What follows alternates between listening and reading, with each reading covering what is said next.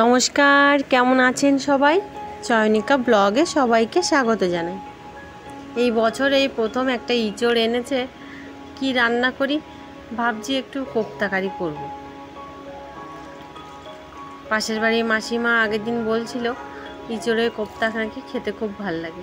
আগে কখনো করিনি, তো ওনার থেকে জেনে ভাবলাম বাড়িতে একটু করেই ফেলি।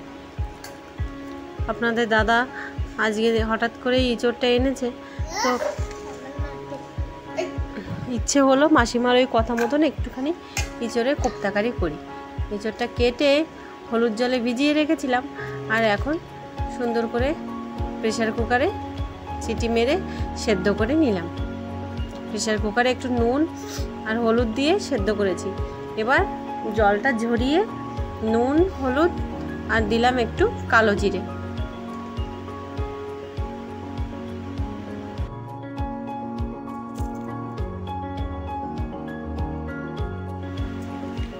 এরপর শুকনো লঙ্কা গুঁড়ো, সামান্য পরিমাণ জিরে গুঁড়ো আর পরিমাণ মতন চিনি দিয়ে ভালো করে মেখে নেব। অনেকটাই হয়েছে, ভাবছি পুরোটা করব না, খানিকটা রেখে দিয়ে আর একটু করব। যেহেতু আমরা 4 জন মানুষ আর প্রথমবার রান্না করছি, খেতে কেমন হবে জানিও না, তো পুরোটা করলাম না, একটুখানি ফ্রিজে রেখে দিলাম। আর বাকিটা বেসন দিয়ে সুন্দর করে এই কোপ্তার মতো বানিয়ে নিয়েছি। এবার কড়াইতে দিয়ে দিলাম আমি সর্ষের তেল। তেলটা ভালো করে গরম হয়ে গেছে, ধোয়া উঠছে কড়াই দিয়ে। এবার ওই কোপ্তাগুলো আস্তে আস্তে জালটা একেবারে কম করে ভেজে নেব।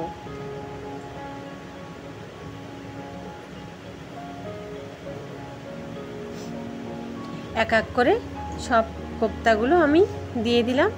এবার আস্তে আস্তে করে এপিট ওপিট করে একটু হালকা লালচে করে ভেজে নেব।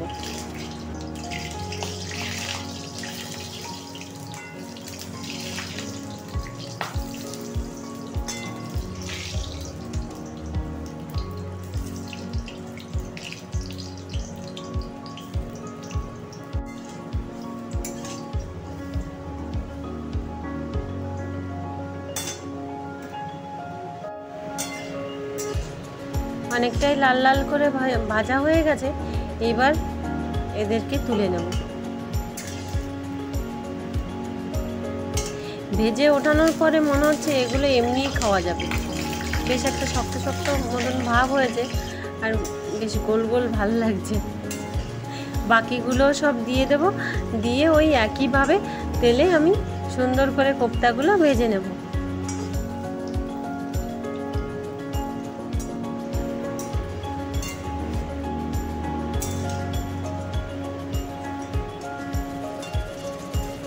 এবার এগুলোকেও তুলে নেব। ব্যাস, সবগুলো তোলা হয়ে গেছে। আর এই হালকা লাল লাল করে দেখুন সুন্দর করে ভাজার একটা রঙও চলে এসছে। বাকি যে কাঁঠালের এঁচড়টুকু রেখেছি, ওইগুলো দিয়ে ভাবছি একটু বড়া করব, আর একদিন একটু চিংড়ি এঁচড় করব। কড়াইতে সর্ষের তেল দিয়ে তাতে শুকনো লঙ্কা আর তেজপাতা ফোড়ন দিয়ে দিলাম। এবার কিছু গোটা গরম মশলা, এলাচ, দারচিনি, এইগুলো আমি ফোড়নে দিয়ে দিলাম।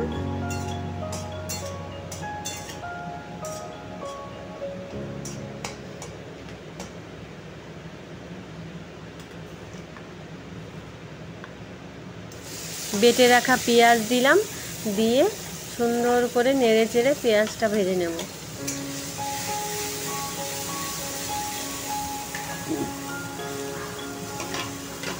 এরপর রসুন বাটা, আদা বাটা, একসঙ্গে আদা রসুন বেটে রেখেছি, আদা রসুন বাটাটাও আমি দিয়ে দিলাম। এরপর মিক্সিতে বেটেছি, তো মিক্সিটা একটু জল দিয়ে ধুয়ে ওই মিক্সি ধোয়া হালকা জল দিয়ে মশলাটা সুন্দর করে আমি কষিয়ে নেব।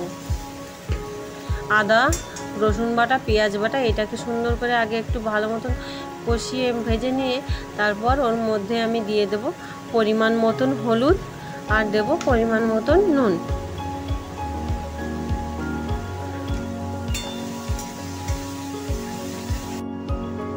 এরপর একে একে সব মশলাগুলো দিতে হবে, যেমন শুকনো লঙ্কা গুঁড়ো, যেহেতু আমার বাচ্চারা রয়েছে আমি একটু লঙ্কাটা কম ব্যবহার করি। এবার দেব ধনে গুঁড়ো, তারপর জিরে গুঁড়ো, একে একে মোটামুটি সব মশলাগুলো আমি দিয়ে সুন্দর করে এই মশলাটাকে কষিয়ে নেব।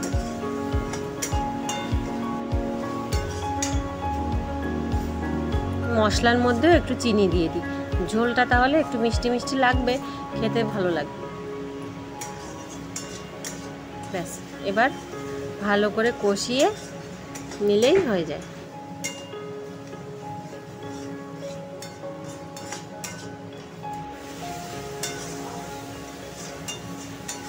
এই রান্নাটাতে মনে হচ্ছে মশলাটা কষানোর মধ্যেই সব কিছু রয়েছে। সুন্দর করে মশলাটা কষিয়ে নিলেই হয়। আর ওই যে কোপ্তাগুলো তো বানানো হয়ে গেছে, মশলাটা একটু কষিয়ে নিলাম, তারপর আবার ওই মিক্সিটা ধুয়ে জলটা দিয়ে দিলাম। এবার ঝোলটা ফুটিয়ে নেব, ব্যাস কোপ্তাগুলো ছাড়বো, হয়ে যাবে। এই নিন, ঝোলটা এবার ফুটে উঠেছে, এর মধ্যে কোপ্তাগুলো ছাড়লেই হয়, ব্যাস।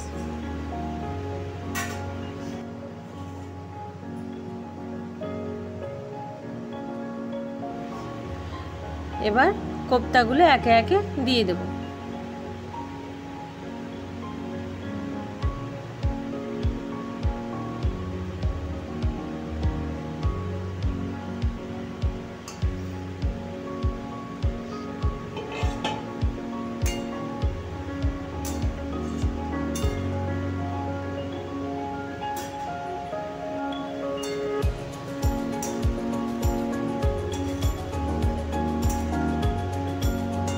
গ্যাসের আঁচটা একটু কম করে দিয়ে ভালো করে নেড়ে চেড়ে, ঝোলটা ফুটেও গেছে তো সুন্দর করে, আর কোপ্তাটাও সুন্দর করে কষানো হয়ে গেছিল। এবার একটু ঢাকা দেওয়া দরকার, ভালো করে নেড়ে চেড়ে দিলাম। ব্যাস, একটু গরম মশলা গুঁড়ো দেবো ছড়িয়ে,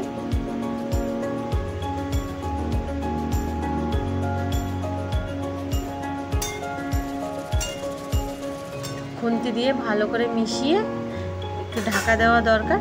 এবার একটু ঢেকে দেবো, রান্নাটা হয়ে যাবে। দেখুন, এঁচোড়ের কোপ্তা কারি এই প্রথম বানিয়েছি, জানি না খেতে কেমন হবে। আর এই যে আজকে এই প্রথমবার আমাদের বাড়ি তরমুজ নিয়ে এলো, তরমুজটা কাটবো, কেটে ওদের দেবো। বাবুকে আবার স্কুলে আনতে যেতে হবে, তাই একটু তাড়াহুড়ো করেই কেটে নেব। বেশ সুন্দর লাল হয়েছে কিন্তু ভেতরটা, প্রথমবারের তরমুজটা। আর এই দিকটা দেখুন ফেটে ফেটে পড়েছে, একেবারে পাকা তরমুজ, মনে হচ্ছে ভালো মিষ্টি হবে। ব্যাস, কাটা হয়ে গেছে, এখন আমাকে তাড়াহুড়ো করে বেরোতে হবে। থালায় কোনো রকমে ওদের জন্য কেটে রেখে দিলাম, এখন আমাকে যেতে হবে। তো নমস্কার, সবাই অনেক ভালো।